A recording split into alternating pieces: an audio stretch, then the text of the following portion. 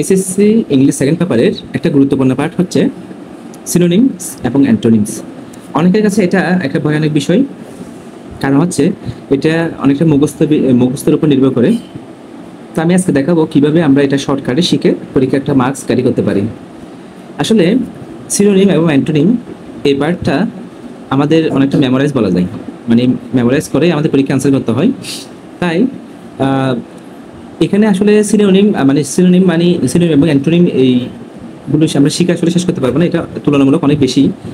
যে কোনো বই থেকে আমরা যদি সিনোনিম অ্যান্টোনিমগুলো মুখস্থ করতে যাই আসলে 1টি বছর লাগবে আমাদের হাতে, কিন্তু এত বিলাসিতা করার সময় আমাদের নাই। এখন এসএসসি খুব দ্রুত পরীক্ষা হয় এবং শর্ট সিলেবাসের উপরে হয়। 14 থেকে 16 মাসের মধ্যে SSC first year second year complete হয়ে যায়। এত অল্প সময়ে সিনোনিম অ্যান্টোনিম শিখতেই তো আমার অনেক সময় চলে যাবে। তাহলে আমি দেখাবো আজকে কীভাবে টেকনিক্যালি সিনোনিম এবং অ্যান্টোনিম আমরা শর্টকাটে শিখতে পারি। তাহলে সিনোনিম এবং অ্যান্টোনিম শেখার জন্য সবার প্রথমে আমাদের কাজটা করতে হবে, সব কিছু বাদ দিতে হবে। মানে হচ্ছে আমরা অনেক সময় অনেকগুলো সিনোনিম অ্যান্টোনিম শিখি, মানে সমার্থক শব্দ, বিপরীত শব্দ শিখি অনেকগুলো গাইড থেকে বা বই থেকে, এটা বাদ দিতে হবে। কারণ এতগুলো সিনোনিম অ্যান্টোনিম শিখে আসলে আমরা শেষ করতে পারবো না, আমাদের গুরুত্বপূর্ণ সময়টা নষ্ট হবে। তাহলে এখান থেকে আমরা 2-3 নাম্বার কীভাবে তুলব? হ্যাঁ, সেটার জন্য আমরা বলতে পারি বিগত বছরের 18 থেকে 23 সালের যে বোর্ডগুলো আছে, মানে 18-19 সালের দুইটা বোর্ড, 20 সালে পরীক্ষা হয়নি, 21 সালে পরীক্ষা হয়নি, 22-23-24 সালে কোনো পরীক্ষা হয়নি, অর্থাৎ বিগত 4 বছরের বোর্ড 18-19 এবং হচ্ছে 22 এবং 23, এই 4টা বোর্ডের যে প্রশ্নগুলো আসছে সিনোনিম এবং অ্যান্টোনিম নিয়ে, সেই সিনোনিম এবং অ্যান্টোনিমসের বোর্ডগুলো যদি ভালো করে প্র্যাকটিস করা যায়, কোনো রুল শেখার প্রয়োজন হয়নি। এখানে মোটামুটিভাবে পরীক্ষায় 2 থেকে 3 নাম্বার, এটা 7 নাম্বারের 5 থেকে 7 নাম্বার কমন রাখা যাবে। তাহলে 5 থেকে 7 নাম্বার কমন রাখার জন্য আমাদের, তাহলে কি বললাম, এখানে সিনোনিমস এবং অ্যান্টোনিমসগুলো 18-19 সালের বোর্ড এবং 22-23 সালের বোর্ডগুলো ভালো করে প্র্যাকটিস করলে একটা আইডিয়া পাওয়া যাবে আসলে কীভাবে এগুলো আনসার করা যায়। তাহলে আমি পড়ায় চলে যাই। আজকে আমি দেখাবো কীভাবে আমরা সিনোনিম অ্যান্টোনিমগুলো পড়বো, মানে পরীক্ষা আনসার করবো এবং কীভাবে পড়লে আমরা এগুলো মনে রাখতে পারবো এবং এখান থেকে কমন পাবো।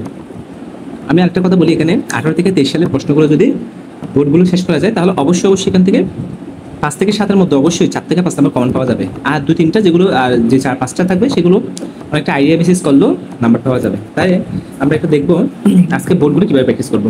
প্রথমে আমি এখানে লিখে দিয়েছি সিনোনিম এবং অ্যান্টোনিমস।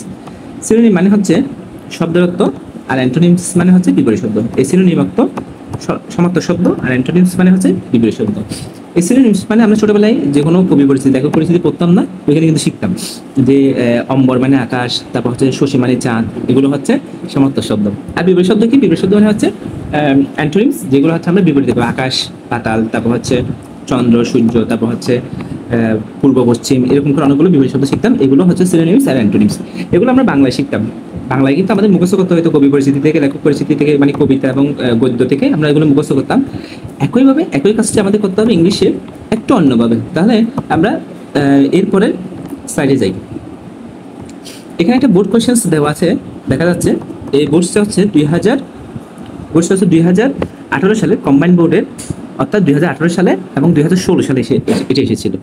অর্থাৎ 2018 সালে এসেছিল এবং হচ্ছে 2016 সালে দুইটা বোর্ডে এসেছিল। এটা খুবই একটা গুরুত্বপূর্ণ বোর্ড। মোটামুটি আমরা আজকে দেখবো এই বোর্ড থেকে কীভাবে এগুলো আমরা আনসার করবো। আর এখান থেকে কিন্তু হুবহু অনেক সময় পুরো বোর্ডটাই তুলে দেয়। আবার আমি যেটা এখন দেখতে পেলাম, এই যে 16 সালে আসছে, এটা আবার 15-18 সালে আসছে। আবার আরেকটা বিষয় হচ্ছে এখান থেকে আইটেমগুলো, যেমন হচ্ছে প্লেজার, তারপর হচ্ছে ফ্রেন্ডস, এই আইটেমগুলো হুবহু অন্য বোর্ডগুলোর সাথে অ্যাড করে দেয়। কারণ আসলে এতগুলো সিনোনিম অ্যান্টোনিম মুখস্থ করা মানুষের পক্ষে সম্ভব না। তবে এখানে টেকনিক্যালি এগুলো আমাদের আনসার করতে হবে এবং কাছাকাছি হলে আমরা কিন্তু নাম্বার পাবো। তাহলে আমরা একটু বোর্ড কোয়েশ্চেন সলভটা করি, দেখি এগুলো কীভাবে আনসার করা যায়। প্রথমে আমরা যদি দেখি, বলা হয়েছে books are man's best friends. তাহলে ইন লাইফ বুকস হচ্ছে মানুষের প্রকৃত বন্ধু। তাহলে এখানে ফ্রেন্ডসের নিচে কিন্তু দাগ দেওয়া আছে। এটা পড়া সবসময় লাগবে না, নিচেরগুলো পড়লেও হয়। যদি অর্থ বোঝা না যায় তখন আমরা হচ্ছে কি প্যাসেজটা পড়বো। এক্ষেত্রে আমি নিচেরগুলো আনসার করেই করবো। এখানে নিচে আছে না, নিচে ABCD এরকম নাম এগুলো দেওয়া আছে, এগুলো দেখেই কিন্তু আমরা আনসার করতে পারবো। তবে প্যাসেজটা পড়া ভালো।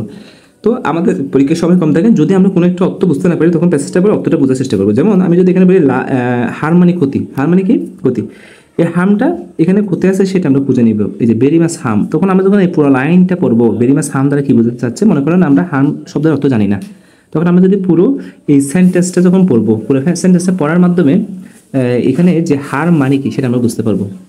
ঠিক আছে? পুরো সেন্টেন্সের হার মানে কি সেটা আমরা বুঝতে পারবো। অর্থাৎ এক কথায় হার মানে কি, হার মানে ক্ষতি করা। এটা আমরা যদি অর্থটা না জেনে থাকি তাহলে আমরা এটা সেন্টেন্সটা পরে বুঝতে পারবো এই প্যাসেজটা দিয়েছে সেটার জন্য। তাহলে আমরা নিচেরগুলো দেখে আসলে আনসার করবো, তাহলে সময়টা বাঁচবে আমাদের। মোটামুটি আমি আনসারগুলো এখানে লিখে রেখেছি আগে, তারপর পড়াচ্ছি। তাহলে আমাদের প্রথমে এখানে বলা আছে friends, books are man's best friends. আচ্ছা, বই হচ্ছে মানুষের প্রকৃত বন্ধু। তাহলে এখানে ফ্রেন্ডস মানে কি বোঝাচ্ছে? ফ্রেন্ড মানে হচ্ছে বন্ধু। ফ্রেন্ড মানে কি? বন্ধু। বন্ধু। তাহলে অ্যান্টোনিম কি হবে? অ্যান্টোনিম হবে যে নেগেটিভ শব্দ, মানে অ্যান্টোনিম মানে হচ্ছে বিপরীত শব্দ। তাহলে ফ্রেন্ড যদি বন্ধু হয় তাহলে নিশ্চয়ই অ্যান্টোনিম হবে শত্রু। তাহলে এই অ্যান্টোনিম হবে এনিমি অথবা ফো। তাহলে এনিমি মানে শত্রু আর ফো মানে শত্রু। এভাবে দুইটা না লিখে যে কোনো একটা লিখবো, এখানে অলরেডি দুইটা দেওয়া আছে, আমরা কিন্তু যে কোনো একটা লিখবো। তাহলে এনিমি মানে শত্রু, ফো মানে কি? শত্রু। তারপরে এরপরে যদি আমরা আবার আরেকটাতে যাই, দ্বিতীয় লাইনে বলা হয়েছে you may have many good friends but do not find them when you need them. অর্থাৎ বলা হয়েছে তোমার হয়তো অনেক ভালো বন্ধু আছে, কিন্তু বিপদের সময় বা তোমার প্রয়োজনের সময় তুমি তাদেরকে পাও না। তাহলে এখানে এই নিড মানে হচ্ছে প্রয়োজন। নিড মানে কি বোঝাচ্ছে? প্রয়োজন। তাহলে এখানে নিডের নিচে আন্ডারলাইন করা আছে, নিড বলছে অ্যান্টোনিম করার জন্য। অ্যান্টোনিম মানে কি? বিপরীত শব্দ। ঠিক আছে? আর নিড মানে প্রয়োজন। তাহলে নিড মানে যদি প্রয়োজন হয়, আনইম্পর্টেন্ট হতে পারে, আর অনেক কিছু হতে পারে। দেখে আমরা কি লিখছি এখানে হচ্ছে ইগনোর, অ্যাভয়েড, এখানে হচ্ছে ইগনোর হতে পারে, অ্যাভয়েড হতে পারে, আনইম্পর্টেন্ট হতে পারে। তারপর হচ্ছে ইগনোর মানে অবহেলা করা, নিড মানে প্রয়োজন, ইগনোর মানে অবহেলা করা, অ্যাভয়েড মানে হচ্ছে কি করা? বর্জন করা। ঠিক আছে? অ্যাভয়েড মানে হচ্ছে কি? ইগনোর মানে হচ্ছে অবহেলা করা কাউকে, মানে কাউকে পাত্তা না দেওয়া। অ্যাভয়েড মানে কি করা?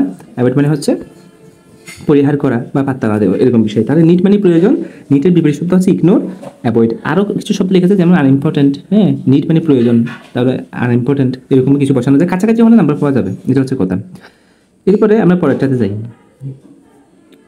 এরপরে দেওয়া আছে কি? এরপরে দেওয়া আছে they may not always come to you with sympathy.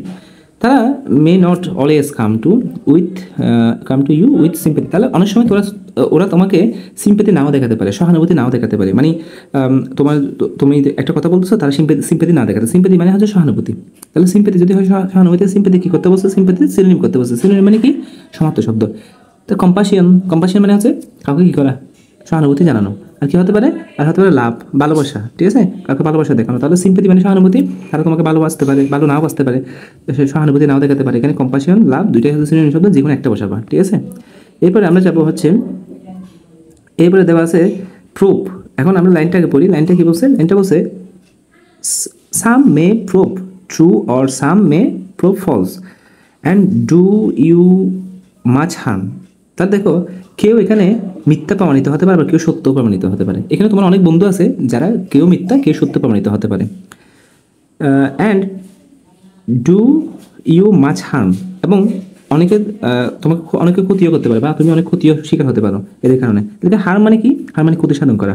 তাহলে হার মানে কি? অ্যান্টোনিম মানে বিপরীত শব্দ। বিপরীত শব্দ মানে হচ্ছে বেনিফিশিয়াল হতে পারে, উপকারী হতে পারে, ইউজফুল হতে পারে, উপকারী হতে পারে। তারপরে এখানে অ্যাপিয়ার হতে পারে, সিম হতে পারে। কি এখানে হচ্ছে ডি নাম্বার, এটা হচ্ছে অ্যাপিয়ার হতে পারে, সিম হতে পারে। তাহলে এখানে অনেকগুলো শব্দ হতে পারে যেগুলো আমরা কাছাকাছি যদি রিলেট করতে পারি। আমি উল্টা বলে ফেলেছি। এখানে হবে যে ফলসের কথা বলছে। ফলস মানে হচ্ছে কি? মিথ্যা। ফলস মানে কি? মিথ্যা। তাহলে ফলস মানে যদি হয়, প্রোপ আছে না, সিম্পেথি বলে প্রোপ আছে। তাহলে প্রোপ মানে প্রমাণিত হওয়া। প্রোপ মানে কি? প্রমাণিত হওয়া। তাহলে প্রোপ যদি হয় প্রমাণিত হওয়া, ডি নাম্বার যদি হয় প্রোপ প্রমাণিত হওয়া, তাহলে প্রোপ মানে প্রমাণ করা। আমরা সিনোনিমটাকে নিতে পারি। তাহলে সিনোনিম হতে পারে সিম, অ্যাপিয়ার মানে দৃশ্যমান কোনো কিছু দেখা। এই অ্যাপিয়ার মানে দৃশ্যমান কোনো কিছু দেখা, সিম মানে কোনো কিছু দেখা, দৃশ্যমান হওয়া। তাহলে প্রোপ মানে প্রমাণিত হওয়া। ঠিক আছে? শোট মানে দেখানো হলো, আমরা বলি না এরকম? তাহলে শোট দেখানো বা শো দেখানো। তাহলে অ্যাপিয়ার দৃষ্টি মানে মানুষের চোখের সামনে পড়া বা প্রমাণ হওয়া, সিম মানে দেখতে পাওয়া, এরকম মনে হওয়া। তাহলে এই বিষয়গুলো বুঝাই। এরপরে যদি আমরা আসি, এরপরে হচ্ছে ই নাম্বার কি? ই নাম্বার বলছে ফলস অ্যান্টোনিম। ফলস মানে কি? মিথ্যা। এখানে আমরা লাইনটা পড়েছিলাম কিন্তু কেউ প্রুফ ফলস। ঠিক আছে? তাহলে ফলস মানে মিথ্যা। ফলস যদি হয় মিথ্যা, তাহলে আমরা সিনোনিমগুলো কি পেতে পারি? সিনোনিমগুলো পেতে পারি হচ্ছে আমরা রিয়েল, জেনুইন। রিয়েল মানে কি? রিয়েল মানে হচ্ছে সরি, তাহলে এখানে হতে পারে কি রিয়েল, রিয়েল হতে মানে রিয়েল মানে সত্য বা সঠিক, জেনুইন মানে হচ্ছে কি প্রকৃত। তাহলে জেনুইন মানে হচ্ছে প্রকৃত। তাহলে আমরা পেলাম এখানে কি পেলাম, এখানে হচ্ছে ফলস, ফলস মানে হচ্ছে মিথ্যা, রিয়েল আর হচ্ছে জেনুইন। ফলস মানে মিথ্যা, তাহলে মিথ্যার অ্যান্টোনিম হবে কি উল্টো, তাহলে হচ্ছে জেনুইন, জেনুইন মানে প্রকৃত, আর রিয়েল মানে হচ্ছে আসল। এরপর আছে হার্ম, হার্ম মানে কি করা, ক্ষতি সাধন করা। হার্ম মানে কি ক্ষতি সাধন করা। হার্ম যদি হয় ক্ষতি সাধন করা, তাহলে হার্মের উল্টো ফর্ম কি হবে, মানে অ্যান্টোনিম কি হবে সেটা আমরা দেখব। অ্যান্টোনিম হবে হেল্প করা, কাউকে সাহায্য করা, ফেভার অনুকূলে থাকা, কারো পাশে থাকা, ঠিক আছে। তাহলে হেল্প হতে পারে, ফেভার হতে পারে, অনেক অনেক শব্দ হতে পারে, যাদের যাদের মাথায় যেটা আসে কাছাকাছি একটা শব্দ হলে কিন্তু নাম্বার পাওয়া যাবে। আচ্ছা, এরপরে লাভ, লাভ মানে হাসানো, মানে লাভ মানে কাউকে হাসানো যেতে পারে। তাহলে অ্যান্টোনিমের বিপরীত শব্দ কি হতে পারে, উইপ কাঁদানো, ক্রাই কাঁদানো, উইপ হতে পারে বা ক্রাই হতে পারে। তাহলে এখানে আমি লিখলাম হচ্ছে ক্রাই অথবা হচ্ছে কি উইপ, ঠিক আছে। ক্রাই লেখা হয়েছে, ক্রাই লেখা যেতে উইপে লেখা যেতে পারে। এরপর হচ্ছে প্লেজার, প্লেজার মানে হচ্ছে কি সন্তুষ্ট, প্লেজার মানে কি সন্তুষ্ট, কাউকে সন্তুষ্ট করা বা সন্তুষ্ট হওয়া। তা প্লেজার যদি হয় সন্তুষ্ট, সেটা সিনোনিম বলছে, তাহলে কি বলছে সিনোনিম। তাহলে সিনোনিম হলে আমরা একটু দেখি সিনোনিম কি হবে, তখন সিনোনিম হবে হচ্ছে জয়, জয় হচ্ছে আনন্দ, ডিলাইট হচ্ছে আনন্দ, প্লেজার হচ্ছে আনন্দ, প্লেজারের সিনোনিম বলছে জয়, ডিলাইট। হ্যাপি, হ্যাপি হতে পারে, আর অনেক সহজ সহজ ওয়ার্ড হতে পারে, যদি সহজ ওয়ার্ড থাকে তাহলে মোটামুটি দেওয়া যেতে পারে।